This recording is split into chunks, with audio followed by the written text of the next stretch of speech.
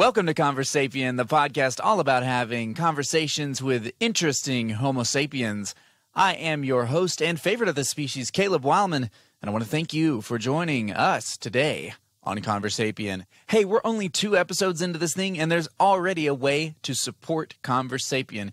Huge shout out to Caitlin Cordova for becoming our first Super Sapien on our Patreon page. If you want to join the Sapien Nation, you can do so by going to patreon.com/ConverSapiens. Yes, there is a silent S that I just pronounced on the end of the word sapien. It's always been there. You just didn't know it. You can support us on Patreon for as little as $3 a month, or you can send whatever custom pledge you want to. But I can promise you this, every red cent we receive will go right back into the show to do things like offset hosting costs, improve our hardware and software, and most importantly, direct new listeners to the show using ads. If you've got a few bucks you want to throw at a startup and you like podcasting, well, it's a match made in heaven, folks. Come get in on the ground floor as we steamroll our way to our vision of taking over the world. In more big news, we also have a website now, ConverSapienPodcast.com. That's ConverSapienspodcast.com. If you go there, you can hear our show, see all the links to our social media pages, including our Twitter, Facebook, Instagram, and the likes. Next week, my friend Ethan Hammond will be joining us from the UK. He's a mobility coach and a yoga instructor, so if you have any questions regarding mobility, send those in to conversapien@gmail.com. That S is still there. You just can't hear it. Today's guest is Duncan McCrary. As promised, he's joining us all the way from Japan. In our conversation, we'll talk a lot about Japanese culture, a little bit about teaching foreign language, since we both have that in common, and also a bit about the martial art we both train in, known as budo taijutsu. I think you'll find our conversation enlightening. All that coming up right after this supremely fantastic stinger. You're listening to ConverSapien.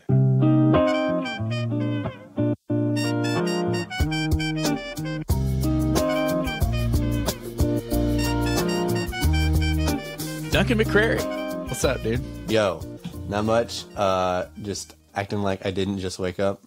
So what time? Right now, you're in Japan, so we have to meet at kind of crazy times. For me, it's 9:30 at night. So what time is it for you right now? It is 11:22 a.m.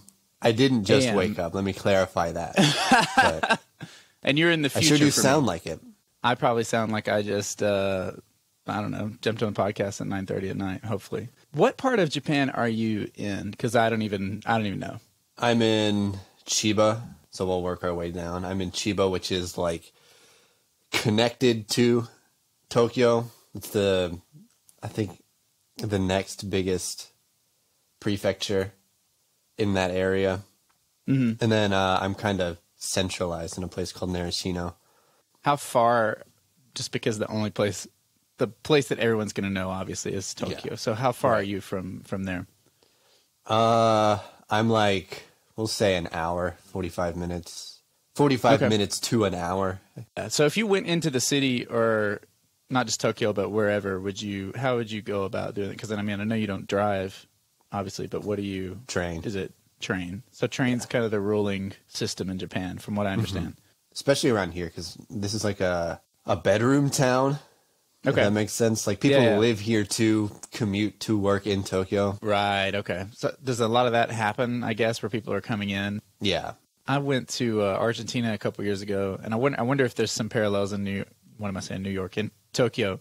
But because Buenos Aires is such a big city and everything's so rural around it, people will drive in and live there in the week, like in apartments and crap, and then go home. And so they'll be in an apartment for 5 days working, and then go home to their weekend, and then they'll have 2 houses. Anything like that go on that you know of in Japan as well? Or?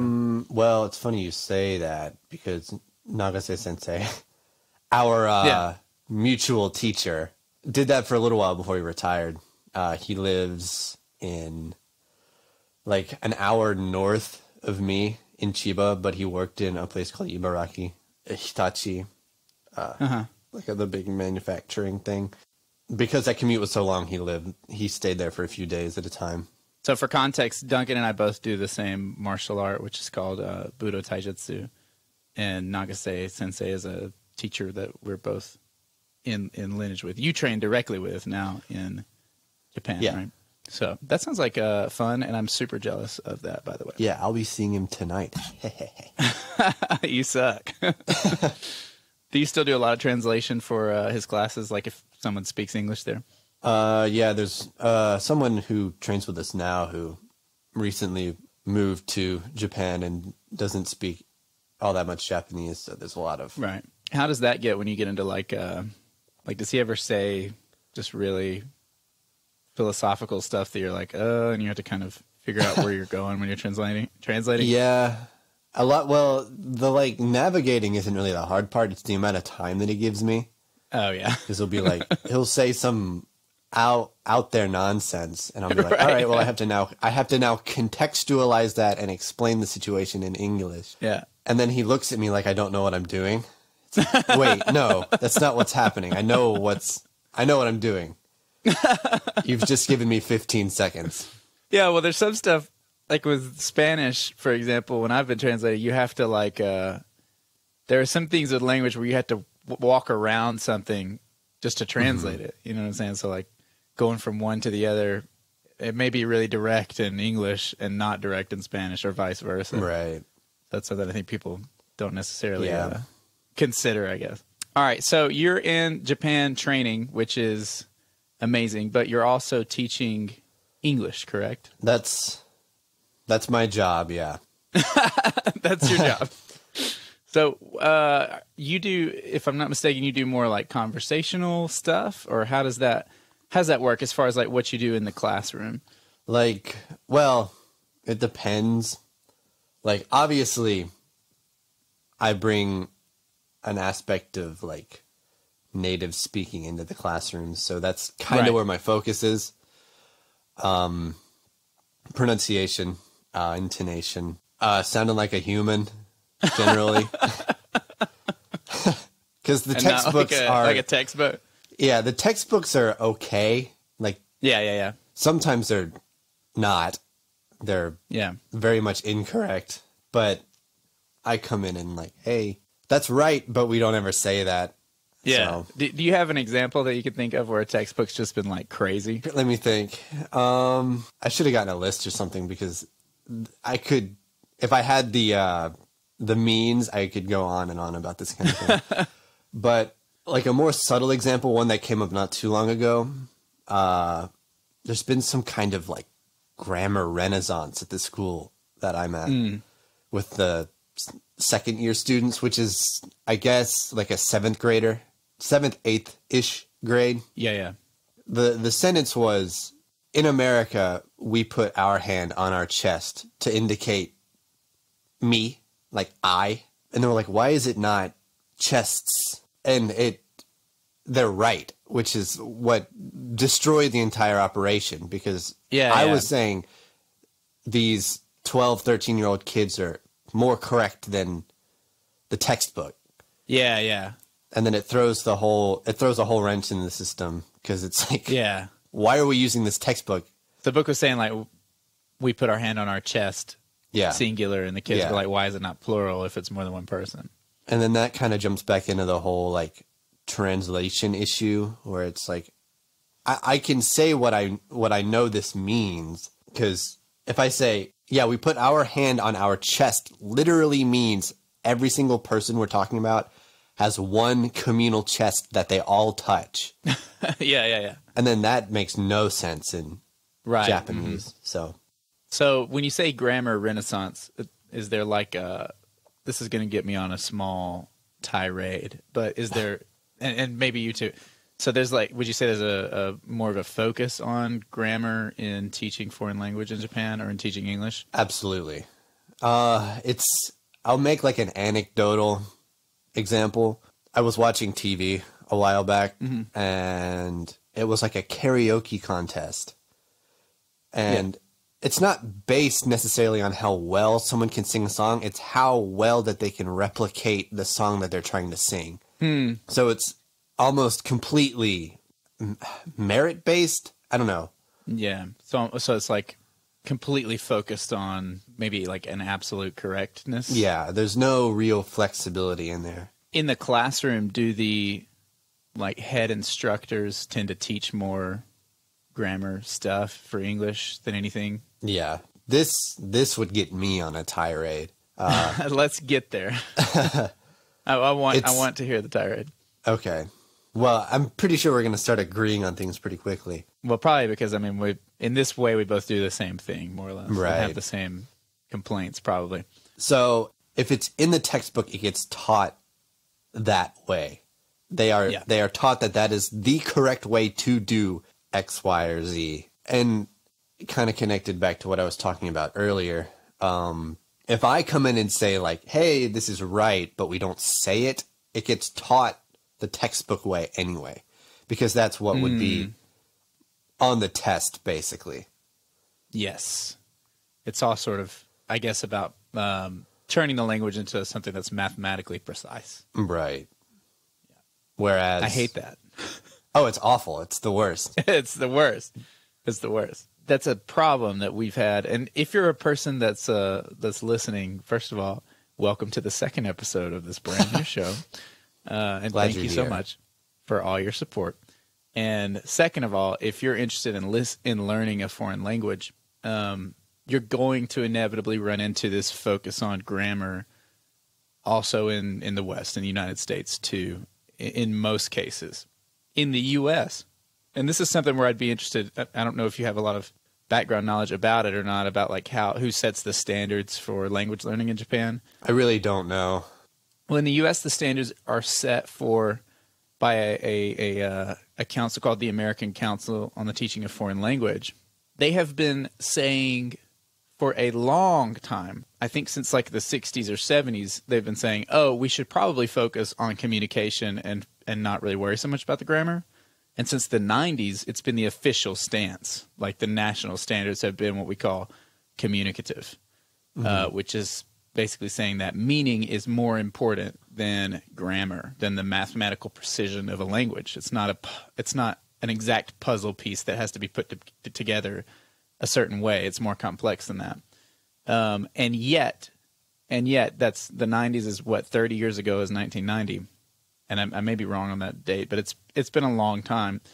Yet we still have a lot of teachers who are very much focused on giving these sort of fill-in-the-blank things, teaching verb conjugations, subject-verb agreement explicitly. And it's not that those things are bad, but if you try to learn those things explicitly, you won't actually be able to piece together conversation on the fly. It doesn't work like that. It just really doesn't.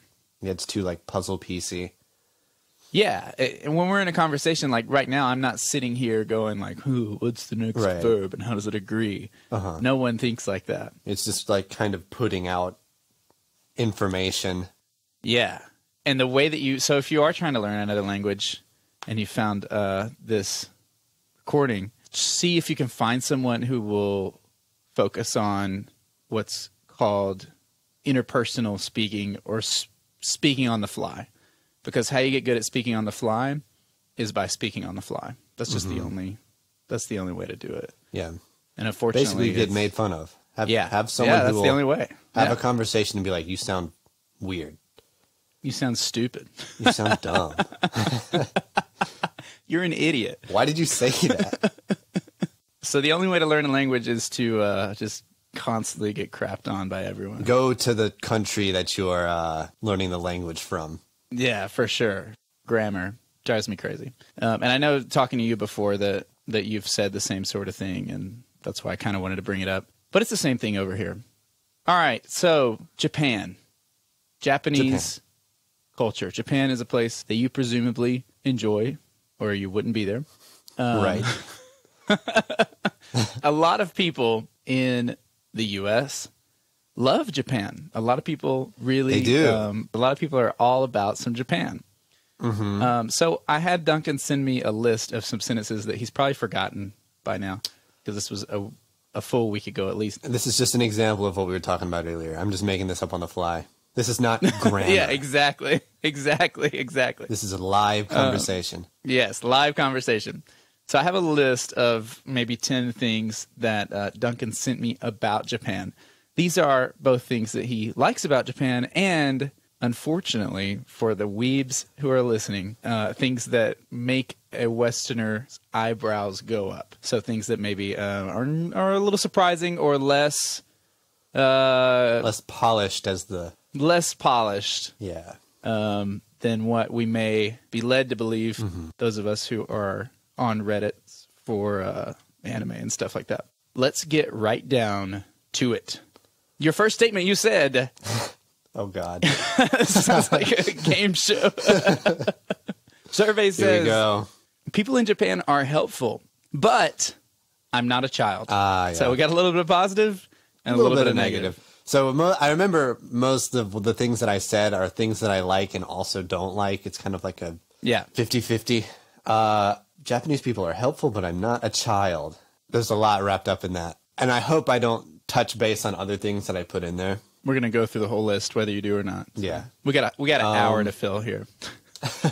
I mean, it's kind of similar in a way to the American South. Minus, I guess, like the religious connotations to it. It's just more of a societal thing. If you are having problems, people will generally help you. And that probably goes without saying in any place that you would visit.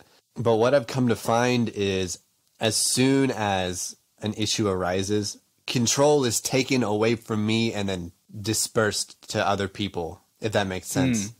Yeah.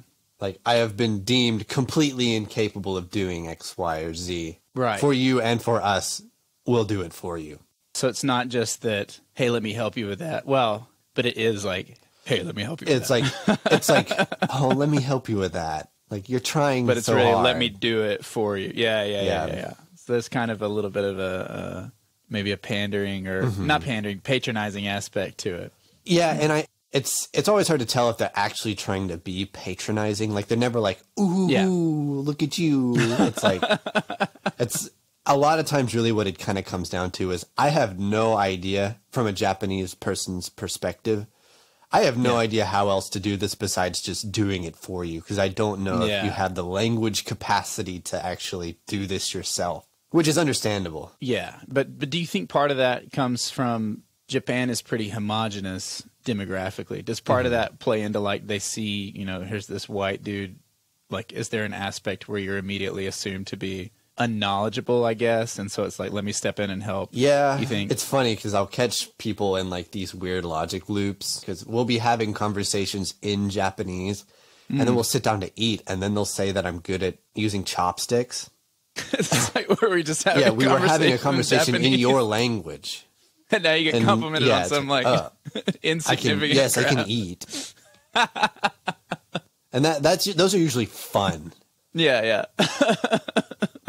Next time someone compliments you on something like that, just be like, what? And start speaking English. Hey, you sound dumb. What'd you say? I don't understand anymore. All right. So what, when you mention that things are like the South, because I'm from the South, you're from the South, you mean like, are people in Japan as out to talk to or just help out random people like in the South? You have to be pretty obviously in a tough spot to have someone come and help you here. Like, I don't know what would be worse. If a Japanese person went up to another Japanese person that there was no connection with, and then they had a conversation or tried to, the person receiving that conversation would think that person has some kind of, like, problem. Yeah, so maybe not like an issue to be solved, like perhaps a learning problem? Disability. Yeah. So they would probably think that a lot of ladies at the Piggly Wiggly have problems in the South, right? So maybe not so much as far as just opening up and having random conversations in the grocery line. Yeah, that won't happen unless it's like an old man. Well, old people in general, and I know I put this on there, so we'll get on it later, are a force to be reckoned with here. You put the word J boomers on here, so and I'm going to save it because we'll save that one because it's funny. I want to unpack that. But another thing that I've noticed is that as a non-native individual to this arcane land, The spotlight gets turned onto people like me because I'm outside of that societal structure. Yeah. Mm-hmm. So when people have that opportunity to kind of break away from the subtlety that is Japanese culture, they tend to enjoy it. Or I scare the heck out of them. You can say you can say whatever you need to say. I'm just trying to not get in trouble as a teacher. Me too. Yeah. So we'll say heck. Next thing you said is that there is a dedication to craft, or in parentheses, a work culture. So is this something that cuts both ways as well? Yeah. I mean, that's okay. Let's cut the one way way I and think then cut about the other. things. Yeah, let's cut everything. Especially with the recent Corona events. It's really apparent the amount of focus that's put on work. Yeah. And being at your place of work. And it's good because, like, it gets results. Like, students have club activities that are essentially mandatory. And because of that, they're like 12 and better than most high school students playing soccer or baseball that I've seen in America. But I've ran into students outside at like 9 o'clock coming home from Juku, which is cram school, because there's not enough time in the day to study and do club activities and then do your homework and then catch up on work. And then the work-life balance here is really, really rough. Or maybe not even existent. So it's more skewed in favor of work than anything. Right. Like what you're contributing. And I know that it's been said before, I guess, in like martial arts class, when talking about Japanese culture, that historically, if you were a fisher and your family were fishermen, then you would like do that thing and then you would sort of do it with all your might. And that would be what you were. Is that still relevant? That you kind of are what you do? I feel like that's the way that they would want you to think about it. Yeah. For us, they really drive home the, like, you're an ambassador to the city that you're representing, and then you have to be able to establish a connection to the English teachers and the other teachers who are at school. So what's wrapped up in, quote unquote, being a teacher is more than just teaching students how to say L's and R's. So it's like a whole lifestyle package of what you're supposed to be. Yeah. I guess there's a lot of negative in that, but do you think there are positive aspects of that where the relationship to work has some sort of silver lining or culturally that is maybe missing over here? Or what do you think? I feel like I can have more adult conversations with younger people here. Having something that they're more or less dedicated to, be it because of passion or because of just the way society is structured. It gives perspective, I guess. Also, like, the group mentality kind of comes along with it, even though that also is kind of the main root cause of bullying. Would you say Japan is more we-focused than we are? Oh, yeah, totally. We'll talk about that, like, after training a lot of times, because some people would say that America's a bit on fire right now. Yeah. And a lot of the way...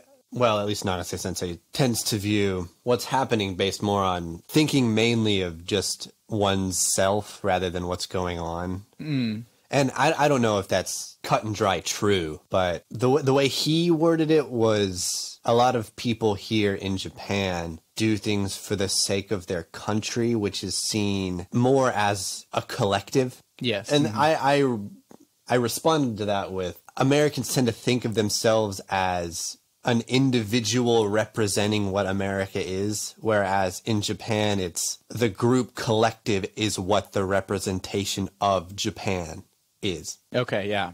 There are fair criticisms, I guess, that run both ways. Yeah. Especially if you talk about COVID, which I have a tweet that I snapshotted I was going to read to you about someone's take on Japan and COVID. I want to see if you agreed with their assessment. But in the same way that collectivism can be critiqued to the point where it says, what about the cultural problem with suicide because of societal pressures? That's a fair critique. I think that goes towards Japan and toward countries that are more we-focused. But then you also have on the flip side, when you're critiquing the United States in particular, which is probably the most of the West, you will have things like, well, what about when everyone else is dying and you're worried about, your rights as an individual?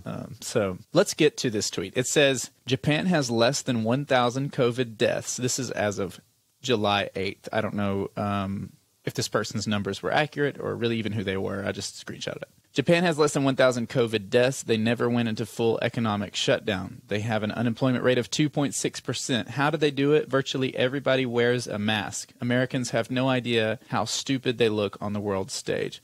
Do you think that's an accurate depiction of how COVID has gone down in Japan? From the outside, yeah. Everything they said is not wrong.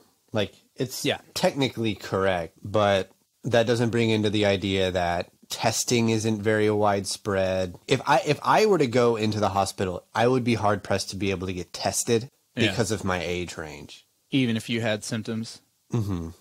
Because it's like, well, it's not, you're not, what's the word? You're not like At risk. At risk, yeah. And then my rebuttal to that would be, I work at a school. So... Have you guys heard anything about your plans for the fall? Because I know you were in lockdown in the spring and had to step away. We're back at school classes, already, right? You're back already. Okay. Yeah, we're going. And y'all are in face-to-face? Face-to-face conversation. Full classes. Everyone has masks. Yes, okay. And there's no, like, super close proximity interaction. Right. Even though it's really hard because the rooms are small and there's, like, 35 students per class. Yeah. When does your school year run over there? It's May to... There's no real summer break. Like, not like in America, like the 3 months. It's May to, like, April. And then there's a 3-week gap-ish, I think. I don't really pay that much attention. I just get up every day and go to work. You just go to work. Yeah. And they're like, it's a day off. I'm like, oh, cool. You're embracing the work culture. Okay, this one I do not understand in the slightest. Okay. So I'm excited to hear you unpack what the heck you mean. I know this one, and it made me laugh when I wrote it. Do high school students forget how to walk? It's... All right. So in Japan, high school students are forgetting how to walk. Please explain. Yeah. So I ride the train to work, and obviously students are going to work, or going to school. Only high school students can be on trains to go to school. And they just take up so much room. And they're always talking, looking at their phones, and hitting people. They're completely oblivious to their surroundings. And I don't know what happened between being birthed, graduating junior high school, and then this weird 3-year section of being high school students where they just don't know what's going on. And me waking up in the morning, getting on a train and then getting bopped around by a bunch of stinky high school kids is lame. So when you say they forget how to walk, they just like are running into things, looking at their phone and crap on the train? Yeah, well, like obviously there's not, compared to America, there's not a whole lot of individual space you can command. Sure. And they're always like getting in on other people's stuff. There's certain train etiquette that they just don't do. What is train etiquette? First, you don't really talk. Okay. Another is if it's crowded, you flip your backpack to your chest. Yeah, that's pretty universal, I think. In like every train and they just don't do it. So I don't do it in response. You're rebelling back. Yeah. Do people really sleep? Like I've seen videos, just crazy videos of people on trains just dead while hanging on to the friggin' safety bar. Is that a real thing that goes on? People are just like, yeah, I've seen it. Dead on the train. I when I studied here, I did it a little bit, but that's Tokyo. Yeah. And like in Tokyo, you can't sit down. Like you don't have room to fall during rush hour. It's not like a overpopulated area. You just get propped up by the crowd, I guess. Kinda. Yeah. All right. So that's the explanation for high school kids forgetting how to walk. Yeah. All right. You say here going through the motions. Motions. That's where I'm drinking just water. Going through the motions versus doing it right. I mean, I feel like this might be more of a personal thing for me, but for an example of this is when the COVID-19 stuff started picking up, the metropolitan government sent masks to everybody, which sounds great on paper. Yeah. Everyone got 2 cloth masks. But they're tiny. They don't fit on your face. Especially for me, because I got a big old head. In terms of like actual functionality, most of them don't even work. There's a lot of red tape. There's a lot of showing. Yeah. Of. Do you think that showiness, where there's this preoccupation with maybe what looks good on paper, does that come more from a governmental standpoint? I think it's cultural, which then leads into government. Yeah. Okay. So this could happen even in like day-to-day interaction. Yeah. There's a lot of like doing things to make yourself appear better. There's very clear divides as to where people stand. And then in order to try to keep moving up that ladder, you have to show that you know what you're doing, or that you're putting in the effort to do quote, the right thing, as I do air quotes. I care. I got you masks. Like you can't, you can't criticize my effort in giving you masks because I did a good thing for you. Do you think that cultural going through the motions in everyday life maybe leads to the sort of detail-focused arts, if that makes sense? Because like I know in from a martial arts perspective, and I don't know because I'm not like an expert on Japan, obviously, but I think in a lot of arts, there does tend to be, in Japan, like a really fine attention to detail. So do you think that may exist as a counterbalance to that? A counterbalance. I'm curious if that aspect of Japanese art, where the details are so important, exists as some balance to the societal like going through bureaucratic the motions in the everyday, in the bureaucracy. Yeah, exactly. Probably. I think it's all just one big lump of just being way too detail oriented, which is admirable in a way, because a lot of the stuff probably in this country wouldn't work anywhere else because of the dedication that either gets put onto it or forced on it. That's kind of what I was trying to say with the dedication to craft point. Just like being so scrutinous puts a lot of stress anywhere. And I think that leads into the suicide issue.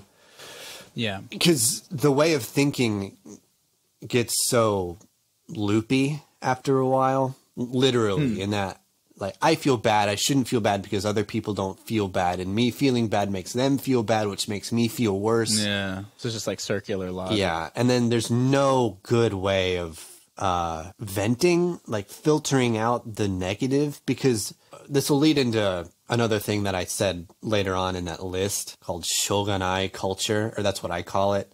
Rather than figuring out and working through problems, it's either summarized as something that can't be helped or something that you're just supposed to suffer through for the sake of the passion, almost. I was talking to two people when I first got here about using epidurals during childbirth and how they wouldn't do that because the pain that they would feel while doing it would make them love their child more. Okay. Which I have no place to judge that. It's just, it's terrifying.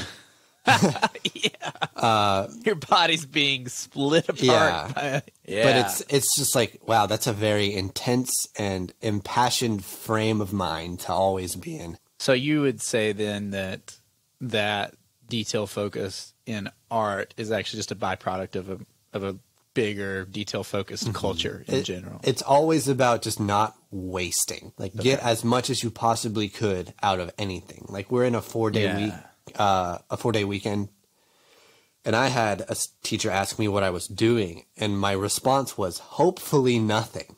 That blew their mind. And she then went on to explain how she was going off, seeing her son and doing all this stuff. She's got a whole list. Which is fine. Already planned out. Which is great. I don't have that in the tank. I want to sit down and play like guitar in Animal Crossing. So you think it's harder to relax for a Japanese, what am I saying? For a Japanese person? I think their definition of the word relax is different. It's just different. On like, that's such a broad thing. Like everybody enjoys sitting down and doing nothing after a while.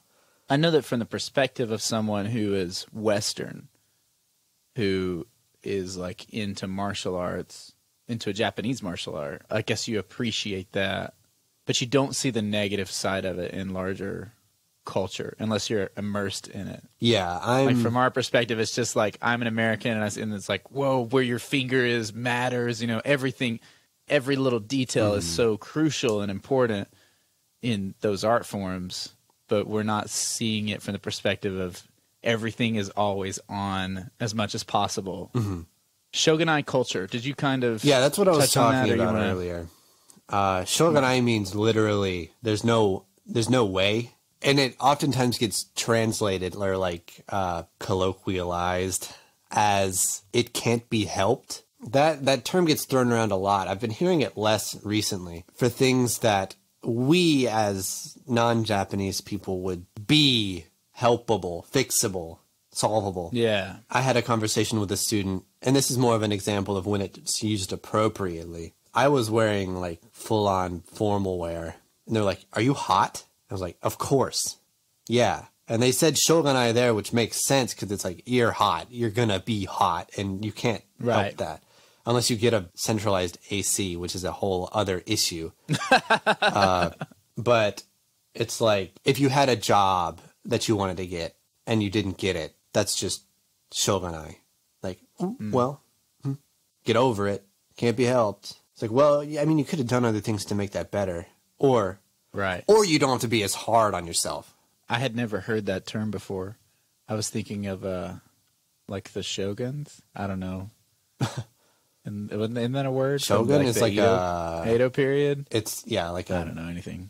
I guess like a governor almost. Yeah, there you go. Yeah. I don't know. I know nothing about Japan. But one thing that I'm glad you kind of said that, because this touches back a little bit. So that structure is called a daimyo, which is I have heard that before. I don't know what it means. It's like the ruling body. It's like the shogun and then his compatriots.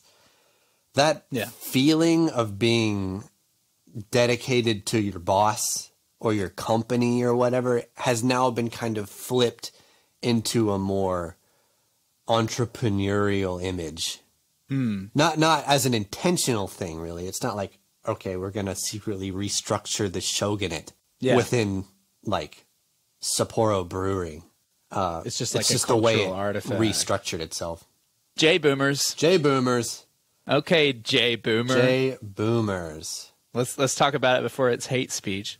It's just a term that, as Americans, me and some of my coworkers, my friends, have started calling the like chaotic energy that emanates from old Japanese people. We, for a while before the virus. The Rona came about, we had like an adult class that we would have to go to every Monday, and boy, do they just go for it. They're correcting us. Correcting your English? Yeah. And their English is good, but it's like, come on, dude. Pick your fights. And then if there's a problem, they're always complaining to people. And not this particular group of people, not all old Japanese people. Right. I've had some very incredibly pleasant interactions with old Japanese people. Yeah. There's some J. Karens in there? There's some J. Karens. Do you, how did you feel about teaching the adults? Do you like that, or? It was more conversational. I liked it because, like, when they say something ridiculous, it's funny to me. But I can see how it would kind of get under the skin of people. It's very good English minus, like, the emotional wherewithal. Yeah. So they'll say something and they might not even know how like inconsiderate it is. This is kind of an example. This is more of a societal representation of what it is to be a J-boomer. So a guy that I work with, a friend of mine, his school had a single individual case of COVID. So they shut down. How long did they shut down for? 2 days. Naturally. Yeah, right. Duh. But what happened was our boss told him that he needed to stay home for a month or however long it was appropriate to do so. But because everybody else went back, they thought that he was going back too. So they called and they were like, where's our ALT? So our boss calls him or sends him a message again. That's like, they're like, oh, they're really concerned about you, but they want you to do speaking tests with the students who have possibly been exposed to COVID. Yeah. So we're concerned about you, but we're not really concerned. We're concerned about your ability to do your job. We're concerned that you're not here. And the way it was worded was like, you don't know what being concerned really means. Let's talk about merit-based depersonalization, in parentheses, being used versus being utilized. I'm getting pretty lucky with connecting things together because what that example that I just provided was a pretty good example of it. Segues. Yeah. Good for your body. For your body. Like your worth a lot of times here is pretty dictated by how much you can contribute to society or whatever group you're in. There's this idea, well, the important one is called tatemae, which is this mask of sorts that you would put on in order to appear appropriate in society. All right, I did some research, so I can say that this is in juxtaposition to honne. Honne, Right? yeah. Hey, I looked at Wikipedia. Nice. Yeah, keep going. That doesn't mean anything. Maybe I'll put in the... So it's really hard to tell what people really think of you. And when I first got here, like, be it with interpersonal relationships or at work, I had no real idea what people actually thought of me. Yeah. And the only way that I could really tell I was being appreciated was by contributing.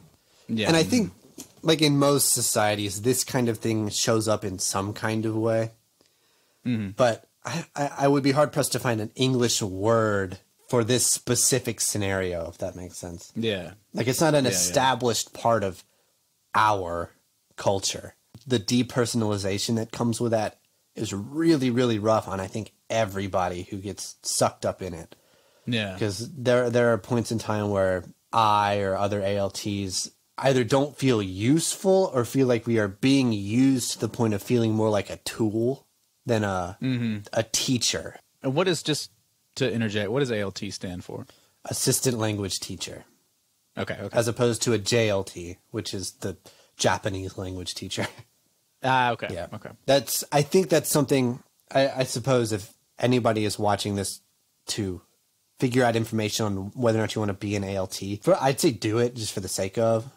But this feeling of like really, really thinking about your own self-worth is something that I think everybody has to go through in this position on like a societal level, on like you contributing and being a part of a society that may or may not need you. So would you say that if you don't have an established like personal sense of worth in Japan, it would be more difficult you'd have a harder time than you would maybe in other places finding that outside of yourself? Maybe. I would, but that's me.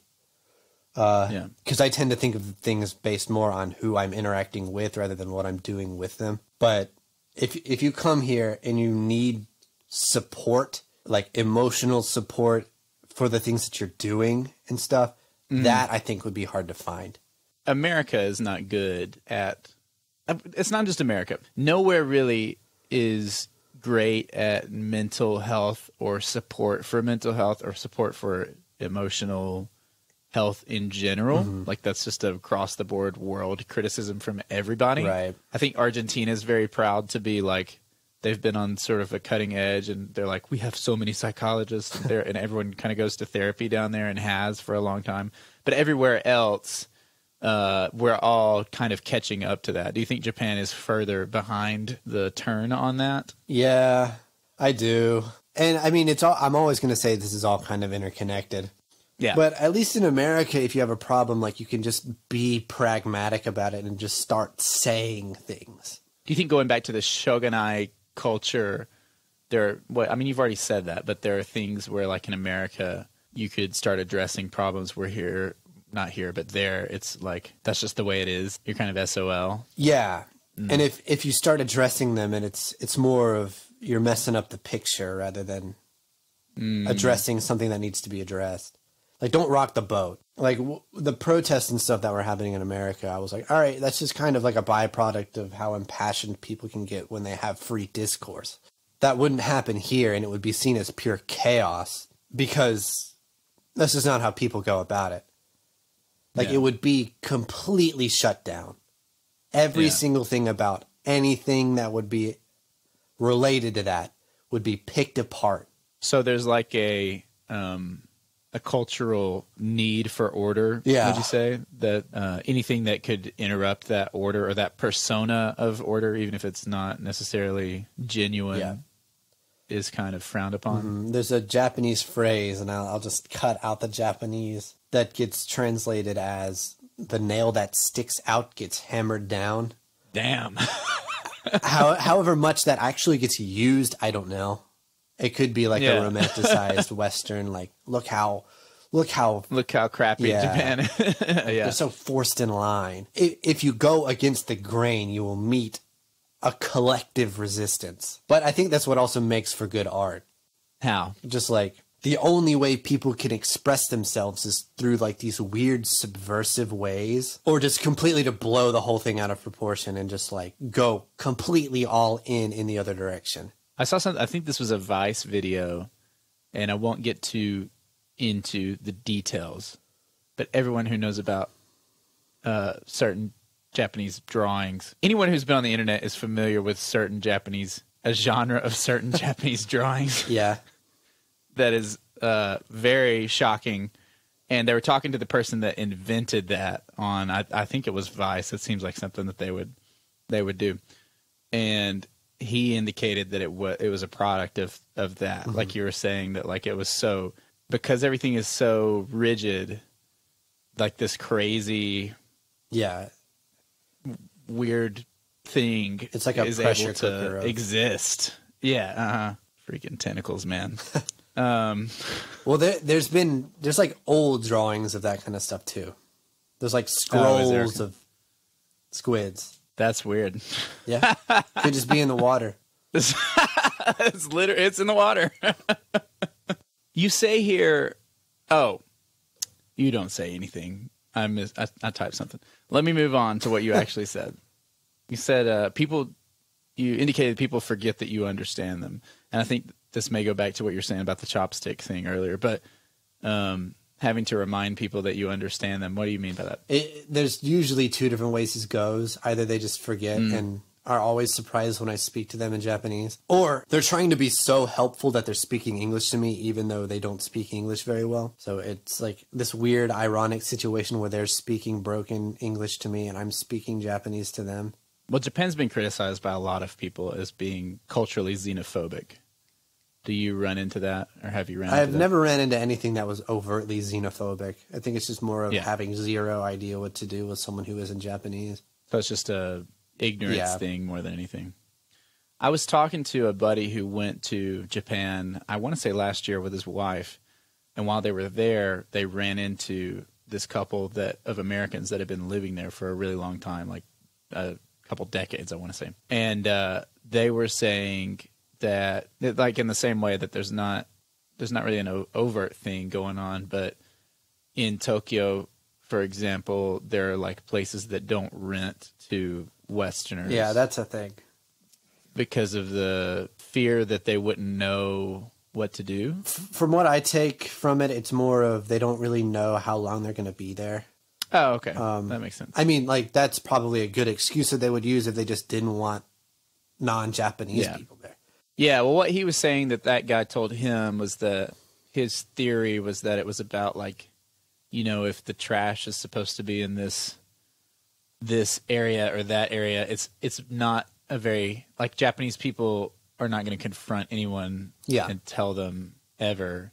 So it's easier to just not have to put yourself in a position in the first place. That's the thing, for sure. Like, cut that out. Yeah, like, as a preventative measure, just don't even try. Yeah, and then you just don't even have to deal with it. As an American, not only as an American, but as an American who studies like a martial art, does the non-confrontational thing drive you insane ever? I've been pretty lucky with it. Yeah, it's not even really being non-confrontational. It's just being not direct.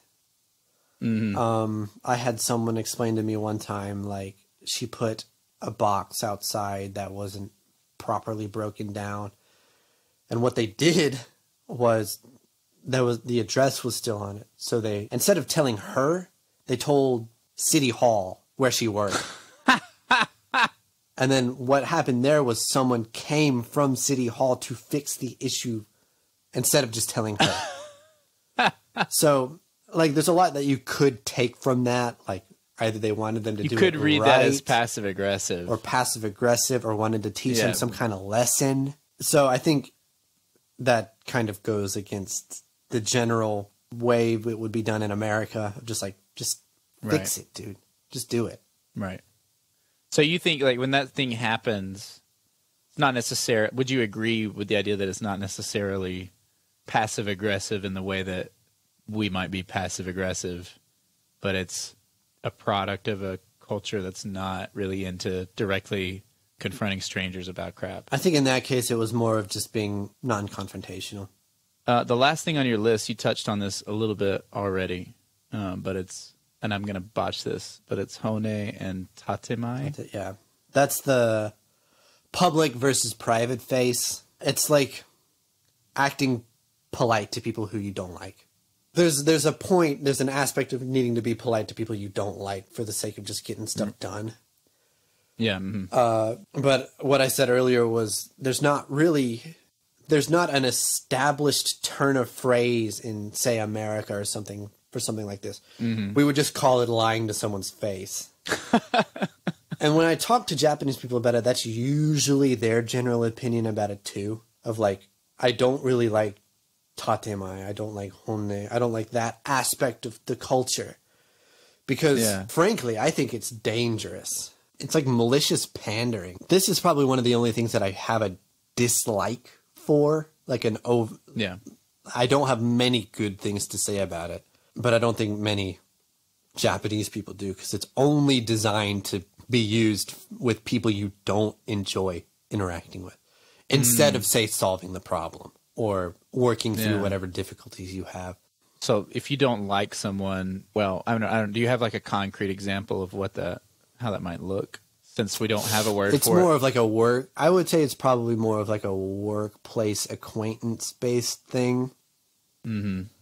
Of like, there's an issue. I know there's an issue. My issue is with you, but I'm not going to address it. Well, either because I don't want to, or because I think I shouldn't. Where it's like, I'm not going to talk to Susie about how she annoys me because I don't want to, not how she annoys me, but, like in any regard that would fix the problem, because I don't want to create the chaos that might cause. Yeah. I mean, like an example of it would be, it's funny. It's almost as if it came from The Office. I was walking to class with one of the teachers that I worked with. Yeah. And he got stopped by the principal, who apparently he doesn't like. But the principal made some joke, and as the teacher was walking through the door, he was laughing at whatever he said. And as soon as the door shut, it just went off. Like, there was no smiles. It was like, haha. And I noticed, I was like, what happened there? He was like, I was just pretending to laugh. That does sound like something off The Office. As far as knowing what someone thinks about someone else, how would you, like, because things are so hierarchical, how do you reach a level of realness, if that makes sense, with the Japanese person? Is it even possible if you're not on the same level? I mean, like, the structure there usually only shows up with school and at work. Okay. Like, there's no, like, friend list tier or something. Yeah. Other than just, like, the natural being closer to people. Right. It's hard to say because I'm not Japanese, but I mean, I can kind of just, foreigners in general, if they have the willingness to do so, just kind of bust through it. Yeah. We kind of call it gaijin slamming, which is inappropriate. Like, for example, if there's a restaurant and we don't know if we can get in, or if we don't know they can seat us, we'll just be like, you just gaijin slam it? Yeah, we'll just be like, all right, here's 4 of us. Solve it for us. Like, make it work. I don't like doing that because I don't like stressing people out, because I know how stressed people are here generally. But the gaijin slam is like the conscious, I won't say abuse of, but like being cognizant of how we would be treated in a situation if we quote unquote didn't know what was going on. Yeah. Like you can kind of use that a little. Yeah, their want to get rid of the problem or solve it for us, despite us asking not to, could then be kind of socially engineered. I like that term, gaijin slamming. That concludes what you wrote for me. So let's talk a little bit about martial arts, because we both do that. Because we both do it. Yeah. We both teach language, so we talked about that briefly. And if you want to go back to that, we can too. Yeah, I mean, I don't know what to say. I could gripe about it quite a lot, but the main takeaway for me is just that most all my gripes about language learning are all about fill-in-the-blank grammar learning. I always say fill-in-the-blank, but versus conversation. Copy, like cut, what's it, like cookie cutter? Yeah, exactly. Rote learning, repeat these words, and then suddenly you somehow know them. And that's so all Japan is. Yeah, and there's so much of that in America.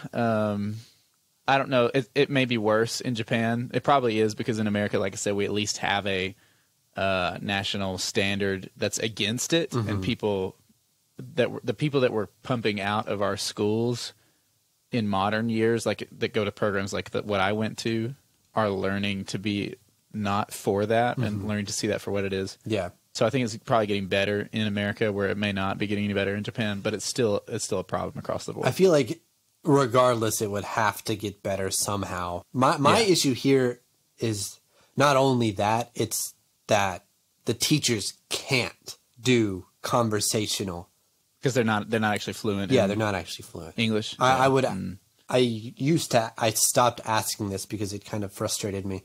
I would ask, like, hey, have you ever been to America or some English speaking place?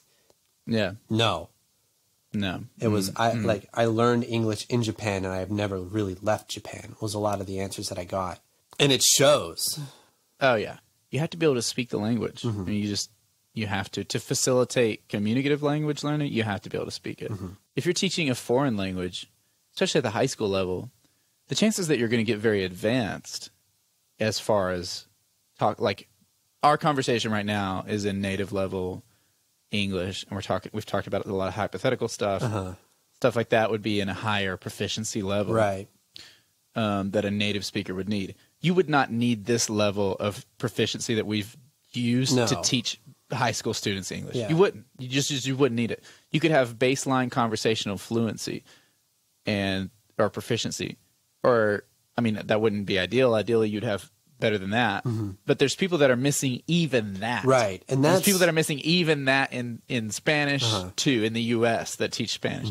They can't. Like, if they talk to somebody, if someone could, like, I have talked to people before who speak Spanish, and I'll be like, who teach it, and I'll start talking to them in Spanish. I'm not a native speaker of Spanish. Any native speaker of Spanish, if they heard me speaking, they would be able to figure out pretty quickly that I'm not a native speaker of Spanish. But I've talked to people that teach it who won't answer in anything but English, because they can't actually speak friggin' Spanish. And that's mind-blowing to me. It's not only mind-blowing, but it's prevalent. And it sounds like for you, it's very prevalent. It's most of the case. Like, the school that I'm at now has some of the best teachers that I've ever worked with. Shout out to them. Yeah. They kill it. But there are some, it's like, dude, what are you doing? Yeah. I'll tell you what's so frustrating from the Spanish side of it. So frustrating. And this is not something I've run into in a long time. So if any of my friends are listening to this, it's not you. But to meet somebody who is a native speaker of Spanish, who has the level of proficiency that's far beyond my own, who will not speak Spanish to their students, and who are still on the grammar thing and still have these expectations that are so freaking low. That drives me crazy. Yeah. It's like you're just doing the easy stuff. Yeah, and there's a wrapped up in it a lot of times, because I've asked people, I'm like, why aren't you doing more of this? Not that directly, but, in a What are you doing? more professional way. Yeah.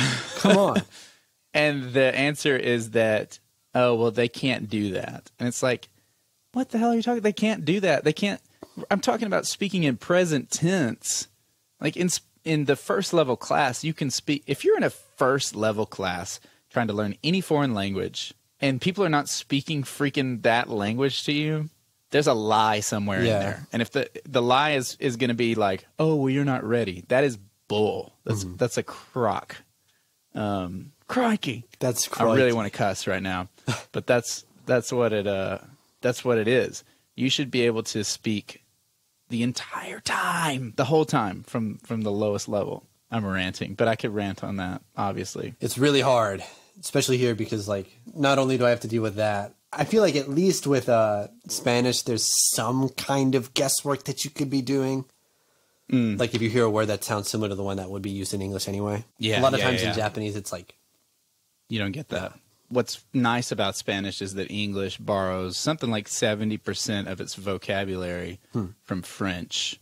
And so since French and Spanish are both based on Latin, we have a lot of shared words or a lot of cognates, which just don't exist in Japanese unless it's just a borrowed English word, which are always hilarious to hear. So I had to get back on the native speakers that just refuse to speak to their students. I took a year of Japanese when I was doing my master's, and I have a master's. I have two masters. One's in Spanish and one's in teaching. So come at me if you disagree with anything that I say. Come at me. Bring your PhD because you'll need it. So anyway, before I was just gaijin slamming over here. So I took Japanese for a year from a lady, really nice lady. She was the best in a lot of, and she was also just the worst, but she was the best. As a person, she was the best. As a teacher, she was the worst. Yeah. She's a native speaker of Japanese, and man, she just wouldn't, like, our textbook wasn't the greatest in the world. What textbook did you use? Genki? It was Nakama. No, it wasn't Genki. I had a friend that did Genki, and it looked better than the one that I had.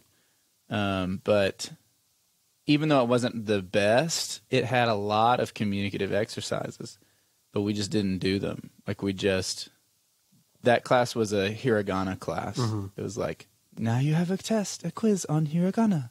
And then the second semester was just a test on kanji.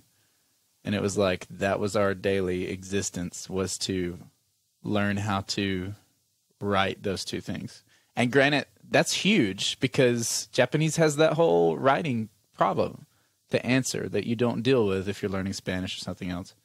But it was at the expense of ever learning how to say anything useful. Yeah. It's almost too, like, long-term a lot of times when it comes to learning Japanese, it seems. They take that idea and then put it onto English, and it just doesn't work. By the time you have your kids, you're in a high school? I'm junior high. Or you said junior high, so like 7th, 8th-ish grade-ish? Yeah, so the age range is a little different, but yeah. 6, 7, 8. Yeah. By the time they're in your class, have they had any English already? Do they study it from a young age? It depends on the elementary school. Okay. So some do, and maybe some don't. But the people who teach English there don't have an English degree. So they're coming in with very, very harsh Japanese accents, which, I mean, is to be expected for the most part. There's learning that kind of thing, and there's also the societal pressure to not sound like you're trying too hard. Yes. I call that redneck Spanish with my kids. They're like, hola, ¿cómo estás? Yeah. Where it's like intentionally overdone. Yeah. It's like, I'm not trying. I hate that. I just make fun of my students outright. Yeah, I do that. I would if they understood what I was saying to them. Yeah. Because when they say something like, the teachers do it too, and it's like, oh. There was a term not too long ago, collect, Yeah. which when they don't try to apply any real accent to it is correct. It's like, that's a completely Two different different word. I'm not being culturally insensitive. You're just not doing it right. Yeah. At some point, you have to suck it up and learn it, especially if you're learning a language that has sounds in it that they're not native to you. I kind of reject there are people out there that will argue and will even try to use science to be like, Japanese people can't actually hear la. No, they can. And it's like, I think they can. Like, I think that's bull. I think maybe a beginner couldn't make that distinction, but you could learn to do any of that. And I think being able to hear it comes with being able to know how to do it. Yeah. They're the same exactly, thing, yeah. basically. Yeah. Mm. Is there a the in? There's no the. No, I mean, they can do it. Yeah. It's funny because that's like the easiest one. Like they don't really have a problem doing V sounds. Because I think it's because they don't make it a big deal. You think they make the L's L, and R's R, a big deal? and also like teens versus like 40. They're like, all right, guys, when you say 40, when you say 40, don't make it sound like 14. And then that gets in their head that that's difficult. So then it just turns into this whole mess. Yeah. It's like, hey, guys, I'm here. Let me tell you that we don't even say 40. We say 40. It's not actually a big deal. Say a D. I think in Spanish, the double R's gets made into a big deal. I will be genetics honest, though. Yeah, people argue genetics on it in the U.S., but if you're in a Spanish-speaking country, they will send you to speech therapy as a child, and you'll just learn how to do it. Yeah. But I will say, on that case in particular, that it's very hard to teach that, and I don't know. I don't have the tools to teach. I wouldn't know how to even begin. Student how to go. Rrr. Yeah. I don't know. I've been doing it since I was in like third grade, making pigeon noises. Like if you didn't make a pigeon noise as a kid, I always tell my students, there's a bunch of videos online that people have used to learn it. Google it. I don't have the tools to tell you on that one. That's one that just kind of baffles me. Yeah, I have. That's the one that I sometimes imagine trying to think about how to teach that to people. It's just impossible. Yeah. Now, what you can teach that people don't realize in Spanish is things like the single R. And a lot of times I'll have kids tell me, like if I say the word comer, it's a very like drawn out pronunciation, but you'll hear the ra at the end of it is almost like a D sound. Yeah, and that's single the same R's as it is in Spanish. Always go ra. Yeah, they don't go ra. Right. Right, and in Japanese too, there's no RL. Like, there's no. It's a D basically. Yeah. Yeah, it's a D in Spanish. It's what we would call a D. I always tell people if you think of the two D's in the word ladder. If you say ladder, that's exactly the sound of one R in Spanish. Ladder. Yeah. That's good. I'll remember that. Pitter patter. Pitter patter. Yeah, that could help you out maybe. Pitter patter. But also like there's no they don't really know the whole glottal stop thing. Like ladder or like 40 or something. That I would shortening, I don't know, changing of the pronunciation, it's just not on the table right now. As much as I would want it to be, and as much as I try to teach it to them. So would they like overpronounce things? It's just so cut and dry that 40 is never 40 because it's not written and it's not taught as 40. It's 40. It's 40. 40. 44. What are you going to do? Change the system. Yeah, I'm going to redo the entire thing. Revolt. I mean, just Gaijin Slam it with the other... just walk into like... Gaijin Slam all of Japan. The Board of Education like, huh? What do we do? Oh, I need help. Hey, I got this book. So, how's training going? We're doing bow stuff. I finally got mine. Bought it like 2 weeks ago. It's so thin, I might hate it already. Because, like the bows that we use are pretty thick, right? They're like... Yeah, it's like 1.25 inches. Yeah, it's not that. It's like only an inch. Like a honne bow sort of thing? Yeah. But I got a Joe, though. I like the Joe. When I was researching to start getting a bow and some Joe, like the Joe are traditionally thinner anyway, so it kind of works. works for those. Yeah, we're in the same boat because of the Rona. I mean, we basically have to do Bujitsu. Yeah. So training in Japan puts you, in a sense, at the source. Not really in a sense, but literally it puts you at the source. To give some context, if anyone's listening who is not a martial artist, which is hard to imagine. Glad you made it this far.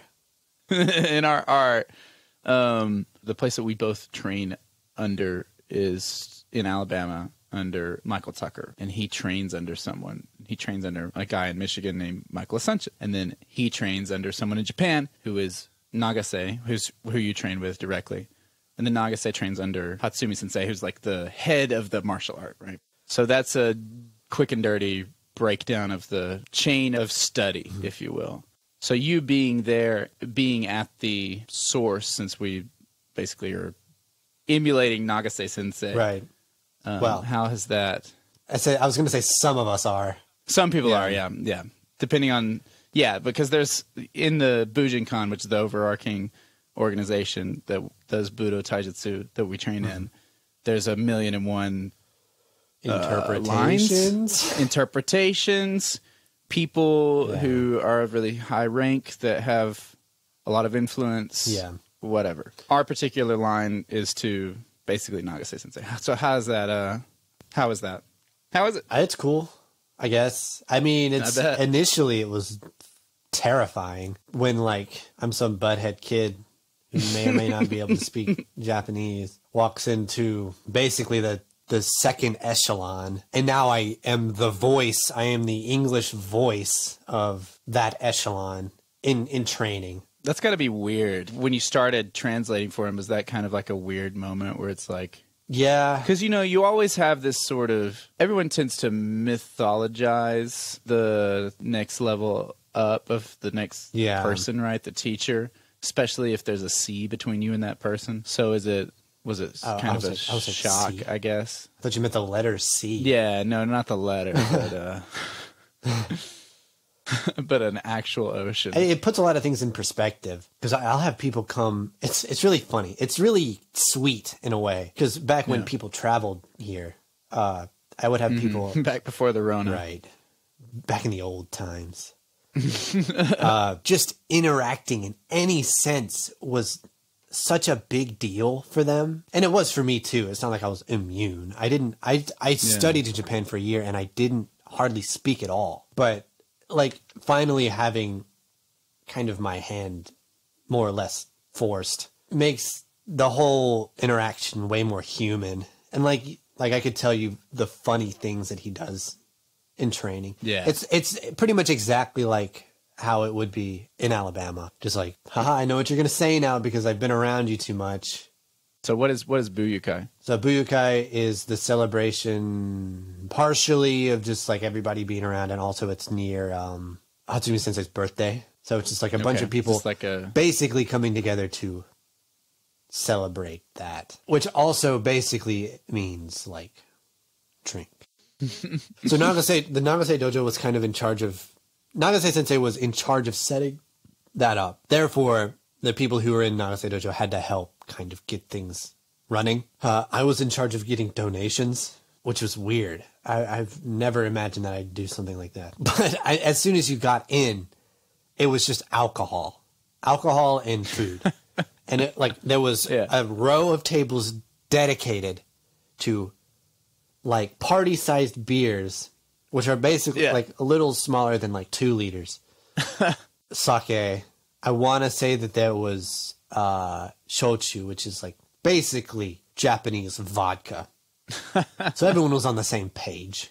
Do you see a lot of non-Japanese people coming over and what's the word? Yeah, there's a lot of schmoozin.